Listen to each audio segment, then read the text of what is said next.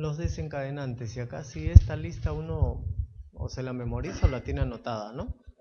¿Por qué? Porque en la entrevista con el paciente uno tiene que mencionar todo esto. ¿Cuáles son los factores que le desencadenan el dolor? Y hay que descubrirlo, ¿no? Si son hormonales, hay la migraña menstrual, ¿no? El paciente ya sabe. 1 o 2 días antes de que le inicie la menstruación, ¿ya? Aparte como el cólico menstrual que sucede, ¿no? Puede haber el dolor de cabeza y ya sabe que le va a iniciar la menstruación, ¿no? En la ovulación, el uso de contraceptivos orales o las terapias de reemplazo hormonal, ¿no? Factores dietéticos, el alcohol, pero este alcohol fundamentalmente el vino, ¿no? Los alimentos ricos en nitratos, en glutamato monosódico. ¿Dónde hay glutamato monosódico? En el Ajinomoto, ¿no es cierto? Aspartato o el aspartame, que es un edulcorante, ¿no? El aspartame. El chocolate, ¿no? Ya sea blanco o negro, oscuro, y el queso añejo, no el queso fresco, ¿no? El queso añejo, como desencadenante. Factores psicológicos, y estos son el 60% de todos, ¿no? El estrés. Sí, pues estaba en estrés, hoy día me dolió la cabeza. Pero hay pacientes que dicen, doctor, he estado tranquilo, pero ha tenido estrés 1 o 2 días previos, ¿no? Estrés de cualquier tipo, desde broncas con su enamorado, con su enamorada, peleas en el trabajo, sobrecarga laboral, antes del examen de la residencia, unas cosas así, ¿no? Periodo después del estrés, ansiedad, preocupación, depresión, ¿no? Ambientales, deslumbramiento, luces brillantes, estimulación visual, luz del fluorescente, ¿no? Olores, sobre todo el olor a lejía, ¿no? Hidrocarburos, cambios en el clima, altitud elevada, relacionados con el sueño, tanto la falta de sueño como el excesivo sueño. Algunos medicamentos que van desde los que contienen nitratos, nitroglicerina, histamina, hasta la ranitidina, imagínense, ¿no? Ranitidina. Misceláneos, cualquier golpe de la cabeza puede desencadenar la crisis de migraña, ¿no? La fatiga, el ejercicio intenso, aquella persona que se mete del gimnasio 2 horas continuas sin parar, que produce vasodilatación, ¿no? Puede generar dolor de cabeza, ¿no? Y la cefalea post-esfuerzo o post-ejercicio también tiene características migrañosas, ¿no? Es pulsátil. O la cefalea postcoital, ¿no? Mucho esfuerzo. Pulsátil también es, ¿no? Pulsátil, el frontal, ¿no? Disparadores, en resumen, hormonas, cambio del sueño, alimentos, estrés o el postestrés, el alcohol, específicamente el vino tinto, y el ejercicio. Para diagnóstico de la migraña, en primer lugar, si es migraña sin aura, por lo menos tiene que haber 5 crisis en la vida, de 4 a 72 horas de duración, en su vida del paciente, ¿ya? Con todas las otras características. Si es migraña con aura, tiene que tener 5 crisis de migraña en su vida y 2 de las cuales hayan sido con aura, ¿sí? El estatus migrañoso es aquella persona que ya tiene las crisis de dolor que están durando más de 72 horas. Más de 72 horas. Ese es el paciente con estatus migrañoso. O aquel paciente que aún no cumpla las 72 horas y tenga dolor que con 3 o 4 medicamentos no lo logras abortar, también es estatus migrañoso. La indicación es hospitalización, corrección de deshidratación, porque estos pacientes, aunque no lo crean, se deshidratan, y alivio del dolor. Y acá ahorita tengo una chiquita que estoy tratando con 5 tipos de medicamentos diferentes, ¿no? Hasta fentanilo, imagínense, ¿no? Ahí cada 6 horas vigilando la frecuencia cardíaca, hipertensión, ustedes saben con la corbata acá ajustando porque cualquier cosa puede pasar, ¿no? Que tenerle miedo a eso, ni el tramador se lo quita, la petidina le hace cosquillas, una cosa así, ¿no? Entonces ahí es la combinación de medicamentos, ¿no?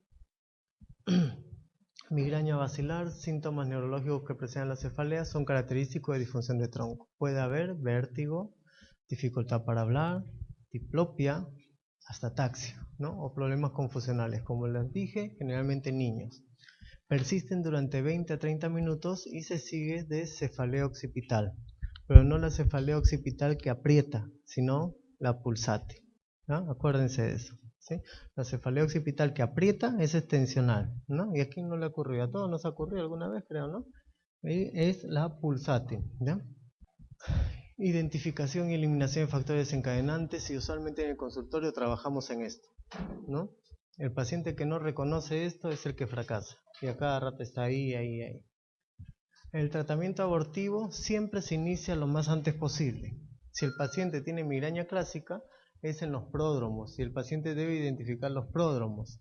Si el paciente tiene migraña común, debe esperar el inicio del dolor. Usualmente el paciente con migraña con auras se empieza en el aura el tratamiento, en el aura, ¿ya? Tratamiento de la migraña, clásicamente todos los medicamentos analgésicos, todos sirven. Toditos esos que están ahí sirven. Los principales son estos tres, ¿no? Aspirina, ibuprofeno, todos los AINES sirven, todos son buenos, no se diga que no. Pero el truco es que en migraña o en crisis de migraña, la dosis es el doble de lo normal. Si es ibuprofeno, 400 miligramos, si es ketoprofeno, 200 miligramos, perdón, ibuprofeno 800, ketoprofeno 200, ketorolaco el doble, aspirina 1000, paracetamol, hasta paracetamol es muy bueno en la migraña, 1500 miligramos, ¿no? Naproxeno 550 hasta 1100 miligramos, o sea, esa es la dosis. No tiene nada que toma el Tapsin, el Migratapsin, ¿qué más hay? Todas esas cosas que no sirven para nada, ¿no? Ergotaminas, usualmente la hidroergotamina o cualquier otro ergotamínico, 1 miligramo, ¿no? Se repite, si no alivia el dolor a la media hora, se repite nuevamente, ¿ya? Y los triptanes, que también son buenos. De todos acá, los que hay en presentación oral son el sumatriptán y el naratriptán. Solmitriptán ya no está viniendo, rizatriptán hace tiempo que dejó de venir, ¿no? Y estos son los más comercializados. Pero entre el naratriptán y el sumatriptán siempre la mejor elección es nasal, ¿no? Con spray, antes venía con spray, ahora ya está descontinuado. Pero tabletas, muy poca efectividad, salvo que lo uses combinado, ¿no? Pero el naratriptán es muy bueno. Y ahora que costaba 21 soles, ahora ha bajado hasta 11 soles el precio, al menos una alternativa, ¿no? Para los que pueden pagar. Y he puesto así, el triángulo, ¿no? ¿Por qué? Porque se tiene que combinar entre esos medicamentos. Y acá le añadimos uno más, que es la metoclopramida. Y la mejor opción es endovenosa. Segunda opción, vía oral, ¿no? Pero es muy útil combinado con todos ellos. Y otra opción que no debemos dejar nunca de lado, ¿cuál es? Los corticoides. Históricamente los corticoides toda la vida son y serán siempre buenos en migraña. Dexametasona 4 miligramos, 8 miligramos, si quieren endovenoso o vía oral, pero hay que usarlo, ¿no? Cuando es un estatus migrañoso y no desaparece el dolor, tienen la alternativa de usar droperidol o haloperidol. El droperidol no hay en el Perú, pero se cuenta con un 100% de efectividad en la reversión de síntomas en estatus migrañoso. El haloperidol entre 70 y 80%. ¿Cuál es el único problema?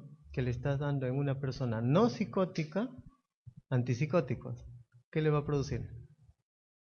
1 de cada 7 termina con síntomas extrapiramidales, ¿no? De tipo akinéticos, disquinéticos, con acaticia o simplemente una somnolencia que no se las quita después de 2 o 3 días, ¿no? Ese es el mayor problema, ¿no? Pero bueno, es efectivo, pues ni hablar, ¿no?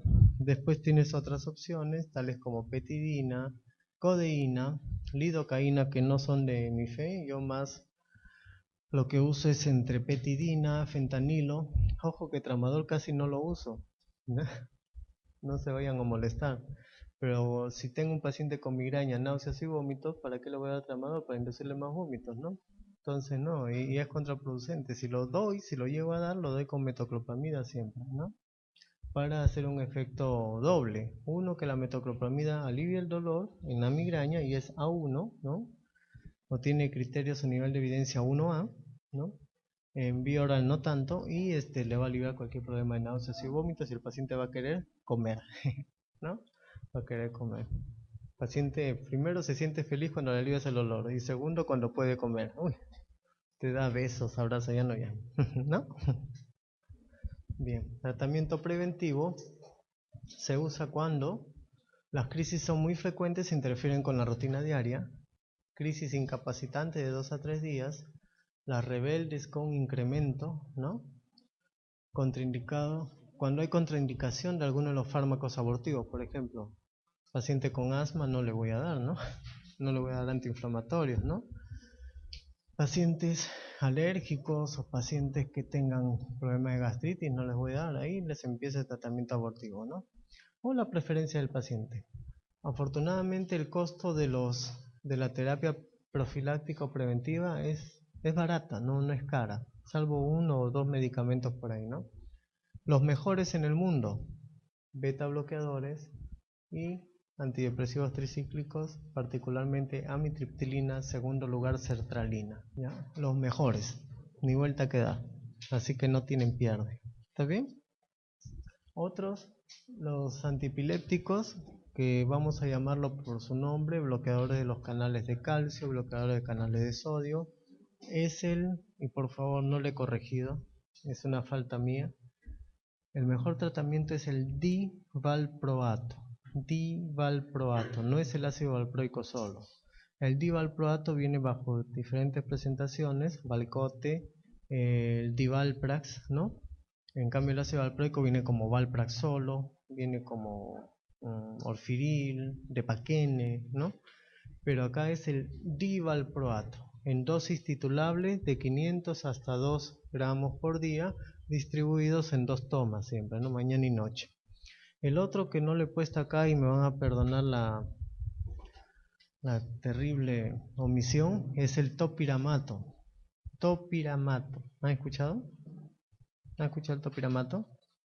¿No? Es un antipiléptico de última generación que se formó en los 90, después se hizo estudios para migraña y cefalea tipo tensión, se comparó frente a los beta bloqueadores y la efectividad es tan buena como ellos. Se usa desde dosis que van de 50 miligramos a 200 miligramos 2 veces al día. Efectividad muy buena como profiláctico, ¿no? Pero es caro, ese es el único detalle. La seguridad social ya lo da, ¿ya? Bueno, para que no me va mal. En los seguros particulares lo hay y en forma particular también, ¿no? Topamac o Toprel, ¿no? Pero lo malo es que es un poquito carito. El divalproato siempre ha sido caro, ¿no? Y antiguamente se usaba los bloqueadores de canales de calcio, el verapamil, ahora ya está en desuso, no hay mucha evidencia a favor. Y los AINES en forma crónica tampoco hay mucha evidencia a favor, sobre todo por la cantidad de efectos adversos, ¿no? El que sí es un fármaco que lo usamos mucho y también tiene unos 16, 17 estudios que lo avalan, es la flunaricina. Flunaricina como bloqueador de canal de calcio, ¿no? Flunaricina muy buen antimigrañoso profiláctico en dosis que van de 10 a 20 miligramos diarios, ¿no? Distribuidos en 2 tomas y sobre todo en niños, ¿no? Sobre todo en niños es bastante bueno, bastante tolerado, ¿no? El único problema que produce es el sueño. Cefalea tipo tensión, todas esas características. O sea, el CIE-10 lo describe así, todo esto, ¿no? Pero en cefalea tipo tensión hay que acordarnos, y por favor, mírenme un ratito, son 3 tipos, dos tipos. Cefalea tipo tensión, CTT, yo siempre pongo CTT, la frecuente, o la episódica, perdón, y la crónica. Cefalea tipo tensión episódica y crónica. Episódica menos de 15 días, crónica más o igual a 15 días por mes de dolor. No crisis, sino 15 a más días de dolor por mes es cefalea tipo tensión crónica. Menos es episódica. Si la duración del dolor es de menos de un día al mes, es infrecuente. Si es más de un día al mes, es frecuente. ¿Ya? Punto, nada más. Se puede asociar o no a contractura de músculos pericraneales. Generalmente yo en el consultorio 60-80% de los pacientes les encuentro, ¿no? Puntos dolorosos pericraneales, ¿no? Ya sea temporal, usualmente, frontal, raramente, o trapecio, que es lo más frecuente que se encuentra, ¿no? Las características del dolor ya se los mencioné, ¿no? pressing, opresivo, bilateral, intensidad leve a moderada, no empeora con la rutina física, más bien cuando uno sale a caminar con el dolor mejora, ¿no? En comparación a la migraña. No hay náusea, aunque puede verse en algunos casos muy excepcionales. Lo que sí puede encontrarse es fotofobia o sonofobia, más frecuentemente es la fotofobia, ¿sí? Los criterios, aburre los criterios, ¿no? Pero acuérdense de esto nada más. Por lo menos 10 episodios en la vida del paciente, de las características mencionadas. Eso ya hace el diagnóstico de cefalea tipo tensión, ¿no? ¿Está bien? Ya hace el diagnóstico. La episódica frecuente, episodio de dolor de más de un día, las características son las mismas, ¿no? Cuando se asocia la cefalea tipo tensión episódica frecuente con migraña, se llama cefalea diaria. Es un término para que lo use. ¿Le duele todos los días la cabeza? Sí. Entonces cefalea diaria. No. Cefalea diaria es cuando coexisten las dos. Cefalea tipo tensión episódica frecuente y migraña. Punto.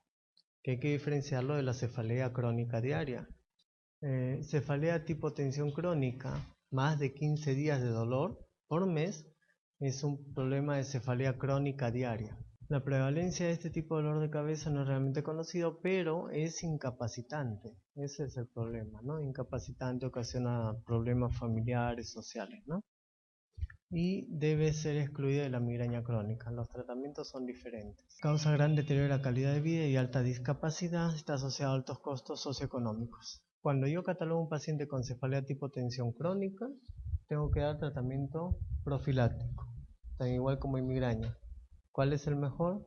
Hasta el momento, antidepresivos tricíclicos, la amitriptilina. También uso carbamazepina, ¿no? Excepcionalmente el divalproato, y lo que sí estoy usando y ya está aprobado es el topiramato, ¿ya? Entonces tienen todas esas alternativas. Las características son las mismas, no voy a puntualizar. La diferencia es que ocurre más de 15 más o igual a 15 días por mes, más o igual a 180 días por año, pero por lo menos debe ser 3 meses con esas características. 3 meses para ser catalogado cefalea tipo tensión crónica, y de ahí isofacto iniciar un tratamiento profiláctico. Cefalea secundaria, y para terminar esta parte, usualmente la cefalea secundaria es de inicio abrupto, agudo, ¿no? Usualmente, no siempre. Se puede ver un trauma encefálico, a un desorden intracraneal vascular o no vascular, por ejemplo hemorragia subaracnoidea, relacionados a algunos tipos de drogas, relacionado a enfermedades sistémicas. Las personas con EPOC sufren de cefalea, las personas con anemia sufren de cefalea, ¿no? Otros tipos de neuralgias craneales, ¿no? Neuralgia del trigémino, que es la más frecuente, o la neuralgia del glosofaringeo, que característicamente duele la garganta con un dolor lacinante, urente, ¿no? Y raramente se va hasta la región occipital con esas características, lacinante, urente, quemante. Esa es la característica para diferenciarlo de la migraña y la cefalea tipo tensión. Inicio súbito, usualmente, no cefalea previo al pasado, o si ha tenido dolores de cabeza, este dolor de cabeza es diferente. Ahí sí paramos la oreja, ¿ya? Y los ojos, también todo. Localización del dolor. Puede haber una infección concomitante y hay que descubrirla. Este paciente puede estar haciendo meningitis, o puede haber cuadros de confusión, ¿no es cierto? Entonces ahí sí ya necesita y amerita mayores estudios. O cefalea desencadenada por ejercicio vigoroso. Ya más de una vez hemos visto pacientes que luego de las relaciones sexuales han tenido hemorragia subaracnoidea o han tenido una hemorragia intracerebral. Hallazgos físicos. Puede haber rigidez de nuca, papiledema, focalización neurológica, depresión del nivel de conciencia. El paciente se puede poner confuso, somnoliento, llegar al estupor o llegar al coma en breves minutos o en el transcurso de varios días. Entonces, la evaluación indica, en primer lugar, si nosotros evaluamos a un paciente con cefalea primaria desde el punto de vista anamnésico, porque usualmente en el examen clínico neurológico no encontramos mayor alteración, este paciente sí hay que tener la curiosidad de buscar algunas evidencias, ¿no? Por ejemplo, rigidez de nuca, por ejemplo, algún tipo de déficit motor que pueda haber, el famoso signo de Babinski, etcétera, ¿no? Estudio de neuroimágenes siempre es necesario, por lo menos tomografía, ¿no? Estudios de líquidos cefalorraquídeos en los que tienen alta sospecha de meningitis, ¿no? Estudios hematológicos y bioquímicos, obviamente. El paciente que tiene cefalea bilateral o difusa sin antecedente previo y es agudo. Lo primero, hemorragia subaracnoidea, hay que descartarlo. Acordarse que en las primeras 6 horas de una hemorragia subaracnoidea no hay signos meningios, no se va a encontrar. Y menos en un niño, pues, ¿no? Aunque es raro en un niño, pero no se va a encontrar. Cefalea asociada a hipertensión arterial. ¿Cuándo es que la hipertensión arterial produce dolor de cabeza? Por la misma hipertensión arterial, cuando excede a 190 milímetros de mercurio. De 190 para más, mejor dicho.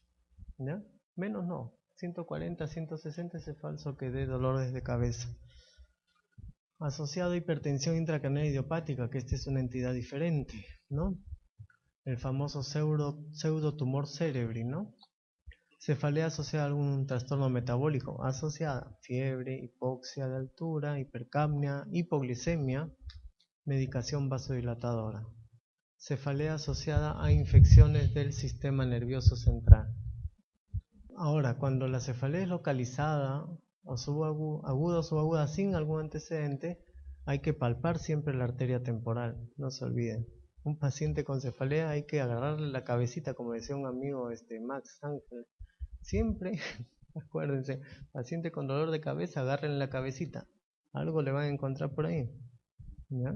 Entonces, si ustedes se encuentran a nivel temporal, una que se palpa la arteria, usualmente no se palpa, no puede ser pulsátil, sí, pero no se palpa, y si la encuentran un poco engrosadita, puede ser un problema de arteritis de la temporal, ¿no? Y da un dolor de cabeza unilateral, obviamente.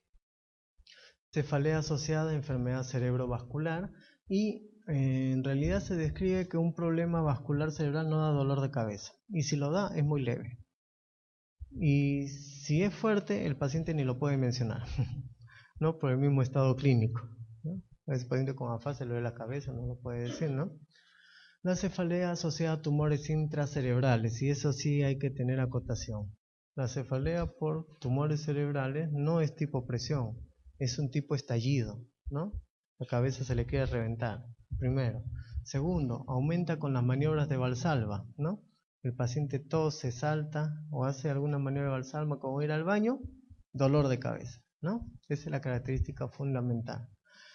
Y tercero, que lo diferencia de todo, es que es un dolor de cabeza que te despierta en la noche. Yo creo que es el único dolor de cabeza que a los pacientes se agarran, están durmiendo muy bien y en la noche los despierta el dolor. Esa es la característica de un dolor por tumor, ¿ya? Acuérdense. ¿Ya? El tratamiento, obviamente, acá sí establecemos la causa. No, está igual como la apendicitis, no le vas a dar analgésico mientras no establezcas el diagnóstico correcto. Acá igualito, no le vas a dar nada mientras no establezcas el diagnóstico correcto.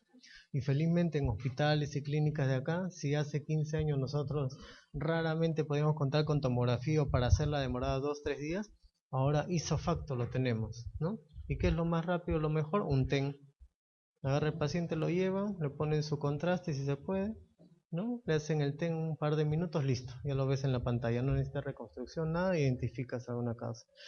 Y luego de eso, obviamente punción lumbar en lo que es sospechoso, ¿no? En caso de hipertensión endocrinal, manitol, corticoides, dependiendo. Si son tumores, obviamente corticoides es lo más efectivo y junto con el manitol, ¿no? Si es un problema de hipertensión endocrinal por algún accidente o por problemas vasculares, lo mejor son soluciones hipertónicas, ¿no? Aumentas el flujo sanguíneo, aumentas la presión de perfusión y obviamente disminuyes el edema porque aumentas el sodio, ¿no? Punto. Ese es otro tema, se lo haré en otro momento. Meningitis, antibióticos, manitol, ¿no? HCA, triple H, nimodipino.